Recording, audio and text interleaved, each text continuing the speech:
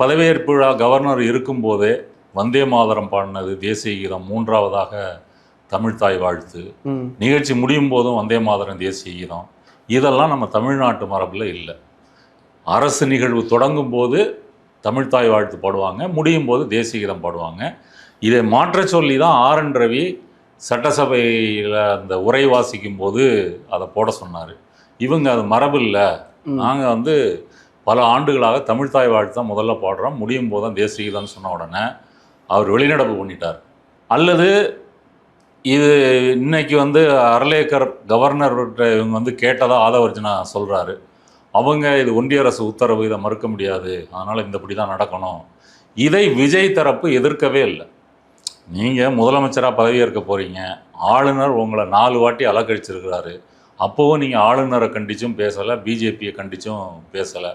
தனிப்பெருங்கட்சின்ற முறையில் விஜய் அவர் முதலே கூட்டிருக்கணும் ஆட்சி அமைக்கிறதுக்கு.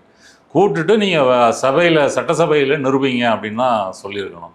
அதுக்கே விஜயோ விஜய் கட்சியினரோ வாயை திறக்கலை. ஏன் அப்படின்னா அதில் ஏதாவது பிரச்சனையாகி நம்ம பதவியேற்க முடியாமல் போயிருமோ என்ற முறையில் அவங்க நடந்துக்கிட்டாங்க. அதனால் இது சொல்லும் போதும் மறுக்கக்கூடிய ஒரு திராணி தெம்போ விஜய் கட்சிக்கு இல்லை, விஜய்க்கும் இல்லை.